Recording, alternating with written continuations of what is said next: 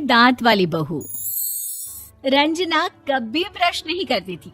उसे कितनी बार उसके माँ बाप ने डांटा, लेकिन उसका कोई असर उस पर होता ही नहीं था, जिस कारण से उसके दांत पीले पीले हो जाते हैं। शादी के बाद।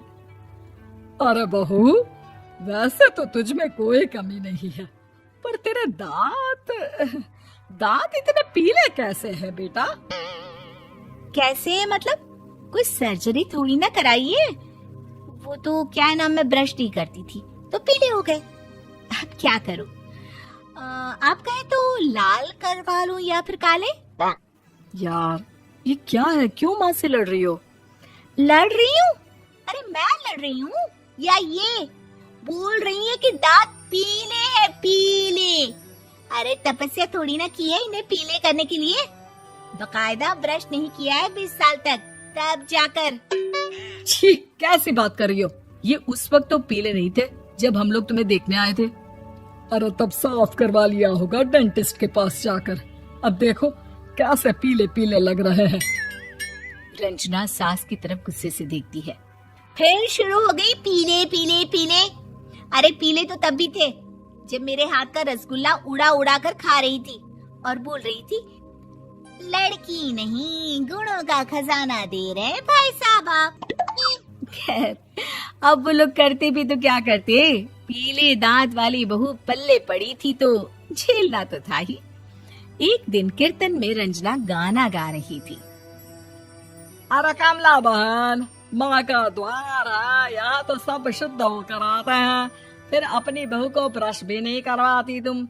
दूर से पीले पीले दांत भक्ति में बाधा उत्पन्न कर रहे हैं। अरे कोई 2 साल के बच्चे थोड़ी ना लेकर आई हूँ मैं बहू बनाकर। अच्छी खासी लड़की है, अरे कैसे करवाऊं ब्रश? ये तो उसे खुद करना चाहिए ना। अब माँ बाप तो इसके जैसे तैसे निपटा दिए, ये नहीं सोचा कि सास कैसे संभालेगी। सास बहू को लेकर घर आ जाती है, लेकिन सोच लेती है कि अब इसे लेकर कहीं नहीं जाएगी। अगले रोज बहू कहती है, अरे क्या हो गया, मंदिर नहीं जाना क्या? कीर्तन का वक्त हो रहा है। मेरी मधुर वाणी से कान्हा जी जागते हैं और सोते हैं। आप तो जानती है ना उनकी भक्ति में कितना मन लगता है मेरा। वो क्या है ना, तबीयत ठीक नहीं लग रही है मेरी, आराम करूंगी मैं। तबीयत ठीक नहीं लग रही? अभी तो मिथुन के गाने पर नाच रही थी आप, और अब बोल रही है कि तबीयत ठीक नहीं लग रही। अरे भक्ति में मन लगा लो सासू माँ, ऊपर जाना है, क्या मुंह दिखाओगी आप? हाँ? सास को बहू की बात पर गुस्सा आ जाता है। मैं क्या मुंह दिखाऊंगी, इसकी चिंता तो ना कर, समझी? अपने मुंह की चिंता कर, जो ये पीले पीले दांत लेकर हर जगह पहुंच जाती है। पता है लोग कितना मजाक बनाते हैं। ना जी ना, मैं नहीं जाना कहीं तेरे साथ। तो ये बात है। कोई ना, मत जाओ, मैं अपने कमरे में ही बैठकर भक्ति कर लूंगी। ऊपर वाला दांत थोड़ी ना देखता है, मन देखता है, भावना देखता है। और अरे बस बस, तू सब कुछ दिखा, बस ये सफेद चमकदार दांत ना दिखाना किसी को, है? जा यहाँ से। बहू को सास की बात का कोई फर्क नहीं पड़ता, वो तो जैसी थी वैसी ही रह जाती है। सुबह नहाकर किचन में खाना बनाना, फिर खाना खाना, कीर्तन भजन करना और सो जाना। एक दिन, माँ जी मैं सहेली के घर जा रही हूँ, शाम को लेट आऊंगी। हाँ हाँ तो जाना, मैंने कौन सा तेरी आरती करनी है घर पर बैठकर। रंजना सहेली के घर जाती है, जहाँ वो पार्टी में जाने की तैयारी कर रही होती है। अरे शिखा, कहाँ जाने की तैयारी कर रही है? मैं गलत वक्त पर आ गई क्या? अरे नहीं यार, उल्टा सही वक्त पर आई है। मैंने ये साड़ी और ज्वेलरी निकाली है यार, शाम को इनके ऑफिस की एक पार्टी में जाना है। बताना कैसा लग रहा है ये सब? नहीं यार, इस ड्रेस के साथ तो वो वाली ज्वेलरी अच्छी लगेगी। हाँ हाँ सही बोल रही है, मैंने ध्यान ही नहीं दिया। वैसे तो हमेशा से मस्त फैशन सेंस रखती है। तो बड़ा जाती होगी ना पति के साथ पार्टी में। रंजना कुछ नहीं बोलती, बस सोचती है कि यार काश ये बात सही हो जाती, पर मैं क्यों नहीं जाती पार्टी में? क्या इन लोगों की कोई पार्टी होती नहीं होगी? रंजना घर आती है और रात में पति से सवाल करती है, एक बात बताइए, आप मुझे किसी पार्टी में क्यों नहीं ले जाते? क्या आपके यहाँ ऑफिस में पार्टी नहीं होती? पति बेचारा क्या कहता कि दांत पीले हैं तुम्हारे इसलिए। अरे कोई पार्टी होती नहीं हम लोगों के ऑफिस में, तो कहाँ से लेकर जाऊं?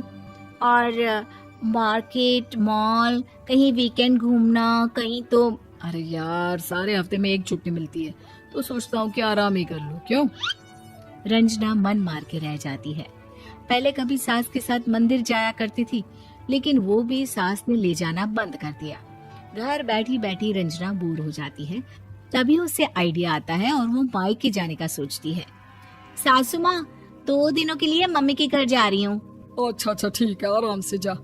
और हाँ, माँ से कुछ अच्छी आदत सीख कर आना कि कैसे शरीर के हर भाग की तरह दांतों की सफाई भी जरूरी होती है, समझी? शुरू हो गई ना आप? वो लोग आपकी तरह नहीं है कि छोटी छोटी बात का बतंगड़ बना दे। उन लोगों के लिए मैं मायने रखती हूँ, ना कि मेरे पीले पीले दांत। रंजना माँ को बिना बताए उन लोगों को सरप्राइज देती है, लेकिन जैसे ही वो दरवाजे पर पहुंचती है, अंदर देखती है कि घर वाले कहीं जा रहे होते हैं। अब माँ, काश रंजना दीदी के दांतों वाली प्रॉब्लम नहीं होती, तो वो भी हम लोगों के साथ चलती ना बुआ जी की बेटी की शादी में। हाँ बेटा, लेकिन अब उसे कौन समझाए कि उसको उसके पीले दांत नहीं दिखते, लेकिन उसके आसपास के लोगों को कितना एम्बैरेसिंग फील कराते हैं। मुझे तो कितनी बार उसके स्कूल की टीचर ने शिकायत की कि उसके साथ कोई लड़की बैठना भी नहीं चाहती, और ना ही कॉलेज में कोई उससे बात करना चाहता था। लेकिन पता नहीं क्यों उसे ये बात समझ में ही नहीं आती। कोई कमी नहीं है उस लड़की में, बस यही कि दांत पीले हैं। वो तो भला हो जीजा जी और उनकी माँ का, जो दीदी को जैसी है वैसे ही रखा हुआ है। रंजना को अपने घर वालों की बात सुनकर बहुत दुख होता है। वो सोचती है कि वो क्या करे, लेकिन फिर वो सीधा डेंटिस्ट के पास जाती है, अपने दांत चमकाती है और कसम खाती है कि वो रोज ब्रश करेगी। अरे क्या हो गया? तुम तो 2 दिनों के लिए गई थी ना। पर कोई ना, अच्छा है, चलो आ गई तो। रंजना सास के सामने आकर खड़ी हो जाती है और पूरी स्माइल करती है, उसके चमकदार दांतों को दिखाती हुई। हैं? चले मंदिर। माँ, मुझे माफ कर दीजिए, मैंने आप लोगों को बहुत एम्बैरेसिंग फील करवाया। मैं आज से रोज ब्रश करूंगी।